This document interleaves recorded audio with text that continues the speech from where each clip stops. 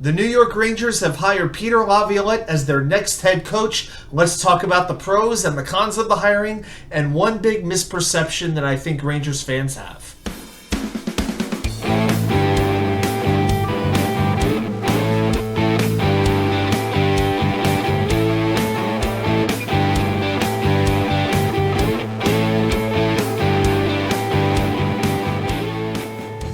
And well, welcome back to New York Sports WickerMedia. I'm Wat2K99. Thank you, as always, for taking the time to watch these videos. So probably the worst kept secret in hockey is a secret no more. Peter Laviolette was considered the front runner for the New York Rangers head coaching job. It is now official. It is going to happen. The introductory press conference will take place Tuesday of next week. And I wanted to take some time here and talk about some of the pros and the cons of this hiring and address some of the criticisms, really. So a lot of the Rangers fan base, if you had to describe their reaction, lukewarm, tepid, indecisive, mixed. You know, we've talked about this before. You know, fans, no matter what the sport is, no matter if it's a player, a coach, a general manager, you know, fans want their own guy. They want their superstar to be drafted, if at all possible, by their own team. You know, if it's a head coach, they want it to be their own guy who doesn't have experience. That way they could claim that coach as their own. General manager, same thing. And the fact that the Rangers have seen Laviolette coach 4 of their divisional opponents, the Islanders, the Hurricanes, the Flyers, and the Capitals, the fact that all 4 of those teams cast him aside, it can't give them a whole lot of enthusiasm. You know, but the Rangers did try out a couple of first-time head coaches. They interviewed Chris Knobloch from Hartford. You know, Jay Leach, an assistant in Seattle. Spencer Carberry, you know, another assistant coach. You know, Carberry, ironically, will be replacing Laviolette in Washington. And I think the reason that Carberry did go to Washington is because he actually has coached the Hershey Bears, their AHL affiliate. I think that was always his likely landing destination. Patrick Roy, Mark Messier, they were never really serious candidates for the job. So I really think the Rangers, it's pretty obvious, I think. The Rangers were holding out for Mike Sullivan to shake loose from Pittsburgh. You know, they were hoping that it would work out. Maybe Sheldon Keefe from Toronto. And Mike Sullivan more than anybody. You know, he was an assistant with the Rangers under John Tortorella. It was always a long shot, but, you know, the Penguins did hire a new team president in Kyle Dubas. He kept Sullivan, so once that happened, the Rangers turned back to Laviolette. Now, some might call this an indecisive process, you know, the Rangers really dragging their feet. I would say no to that. I would call it thorough. I would call it necessary. I would call it doing due diligence. That's what Chris Drury was doing when he was conducting this hiring search. You know, even if it signals that Laviolette may not have been the one that they wanted from the start, I don't care what the perception is. It's about getting the right coach. And it didn't matter if it took until June 1st, June 14th, or June 30th. Now, let's talk about Laviolette in a little bit more depth. He brings some serious credentials. You know, he's a former Stanley Cup champion. He has 18 winning seasons out of 21 seasons coached.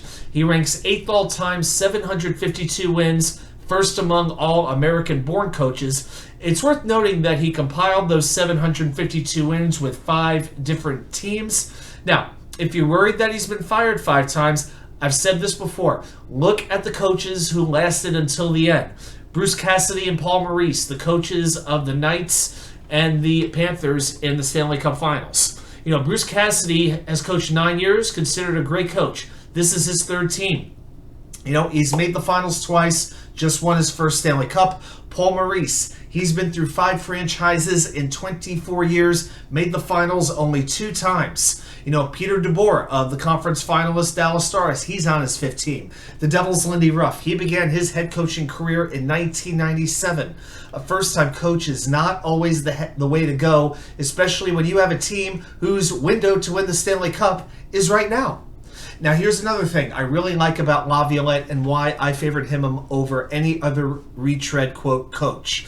He gets his teams off to quick starts. You know, the New York Islanders, his first head coaching job, he got them into the playoffs in his first year coaching there after they had missed the playoffs for 7 straight seasons. It's pretty good. Carolina, in his 2nd year there, they won the Southeast Division. Their 3rd year, they win their only Stanley Cup in franchise history. Philadelphia, his first year, they sneak into the playoffs as the number 8 seed, and then they beat the Boston Bruins after trailing that series 3-0. They made it all the way to the finals against an excellent Chicago Blackhawks team. And in the first 2 years in Nashville, they had a franchise record 14-point game streak. They had come off 2 non-playoff seasons when he had arrived, when Laviolette had arrived. They made the playoffs their first 2 years. Year 3, they make the Stanley Cup Finals, losing to Pittsburgh. Years 4 and 5, they win 2 straight division titles before he gets fired during year 6. So he is a win-now coach for a win-now team. Now let's talk about that misperception I was talking about. The misperception I see is this. Peter Laviolette is basically a clone of Gerard Gallant. I think people are saying that because they've coached in the NHL for a long time, they've had a reasonable amount of success, and they would both be retread coaches. Look, both are known for having experience, but Laviolette simply has accomplished more than Gerard Gallant has. You know, Laviolette has taken 3 teams to the Stanley Cup Final. Gallant has been there only one time. He hasn't won one yet. Another thing that's important to me is that Laviolette has had better results when his teams are playing at 5-on-5. And too often with the Rangers, they were outskated, they were outchanced, they were outpossessed at 5-on-5. So often, it felt like the only chance the Rangers really had to score a goal was if they went on the power play.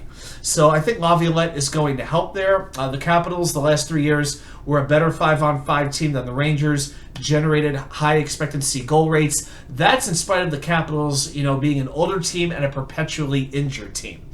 So Laviolette's offensive system, it really relies on creativity. He tries to create freedom for his skaters to operate. It's about focusing on shot attempts, creating rush chances by clogging up the neutral zone, pounce on takeaways, string passes together, and push the pace of play. And the players wanted a coach who would push them in practice, get more out of them. They're going to get that.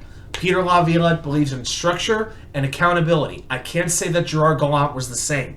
Gallant emphasized a more simple, mucking kind of a game, a mucking style of game, if that makes sense, but it was predicated on chipping the puck deep into the zone. It was a dump and chase style, really. It was about creating wins in the boards, taking the puck away, and then try to create ugly goals from behind the net. And that wasn't suited for a roster that employs the likes of mikazibanejad, artemipanarin, kaapokakko, filipchytil, alexislafreniere, Vincent Trocheck. It wasn't suited for that. The Rangers are built on speed, not physical play. So the hope is that Peter Laviolette's fast, possession-oriented style will be a better fit for this Rangers roster, and I personally believe that it will.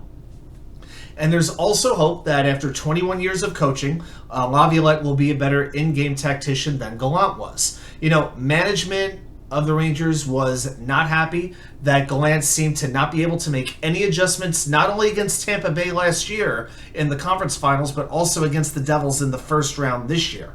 I think the fact that happened twice, that the Rangers blew 2-0 leads in both series, was a major, major problem. For one of the best things a coach can do, no matter what the sport, and Bill Belichick in football is a perfect example, recognizing what change is needed and then making the appropriate counter. It's so big. Belichick would adjust his defense after the first drive of the opposing team's offense. He's well known for that. Peter Laviolette can do the same basic thing. I'm not saying he's as good as Belichick, but he has that kind of philosophy that Gallant did not have. Also, Peter Laviolette believes in trying to match lines. I think he's going to try to construct a legit checking line, which the Rangers didn't really have last year. Now, you can get by doing that in maybe the regular season. You're not going to get away with doing that during the playoffs. So I expect the kid line to get broken up. I think Chytil, Kakko, and Lafreniere will be kind of shifted around in various spots. I think Kakko is going to be a top 6 player. Think about it. Patrick Kane, Vladimir Tarasenko are free agents. Probably the Rangers' 2 top right wings. Kakko is going to get an opportunity to play. You can't put him on the third line anymore. Now, you might say, well, wait a minute. Kakko hasn't earned this opportunity. Lafreniere hasn't earned the opportunity on the left wing. Maybe if they get given the minutes, maybe if they get given some power play time, they'll show that they're worthy of it. You can't take advantage of the opportunity if you're not given the opportunity. That's just my thought. So as far as questions go, now let's be fair. You have to wonder how Laviolette's going to handle the Rangers' youth. We've talked about Gallant being reluctant to give the kid line top 6 minutes, power play minutes. Laviolette is pretty much an old school coach, and he's known for raising his voice at times. Can he be encouraging of these players? Can he develop these talented kids? Can he be open-minded? But he's going to feel the pressure to win quickly. Laviolette's being brought in to win now. Because of that, you wonder if he's going to rely on his veteran players, too much. Something worth watching. Also, Laviolette's intensity, his demeanor. Stars, the Rangers have a lot of stars. Chris Kreider, Adam Fox, mikazibanejad, artemipanarin. But they're not larger-than-life personalities. They're not known as loud, boisterous leaders. You have to wonder how they'll respond to a coach who's known for making speeches kind of like this. Scoring chances that period were 7-1 for the opposition. Do you know why, Hartsey? Because it's about as fucking casual as it gets. As casual as it gets. In Boston, we said, all right, got mixed in the schedule, let's turn the page. Somebody tell me, what the fuck is the difference now? What's the problem now? I want to see people rip their heart out of their fucking chest this period. And if you don't, you're probably not going to like your ice time. Take your first shift, you'll get it, earn the second one. I'm not putting up with it. It's too much horse shit. It's too much. Don't allow it. D-zone coverage, soft down low. Out to the points, casual strides. We don't want to block a shot because it hurts. One game, Boston. All right, let's move on. Tonight, unacceptable. Not going to happen. We're way better than what we just showed. Every guy in here knows it, and you should not accept it. Don't. You got 20 minutes. You win a period, you win a game, we move on. But you need to dig in right now, every guy. Enough is enough. Start playing with some jam in here. Let's go. So perhaps the Rangers do need a voice that's a little more forceful to push them at times, but you have to know when to do it. You can't do it all the time, or you're going to get tuned out as a head coach.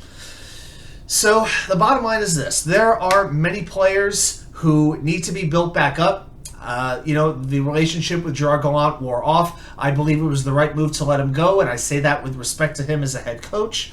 The question is, can Peter Laviolette get through to these players and provide motivation without, tearing them down? It's going to be a fascinating watch. It'll be also very interesting to see what the Rangers do this offseason with not a whole lot of salary cap to work with and about 7 or 8 roster spots open. They got about $11 million to fill 7 or 8 roster spots. It's going to be something else, but those are my thoughts on the Peter Laviolette hire. I want to see yours. Are you in favor of the hire? Put it right down there in the comments. Thanks, everybody, for watching. I'll see you right back here with more content from you know where, the Wicker Chair.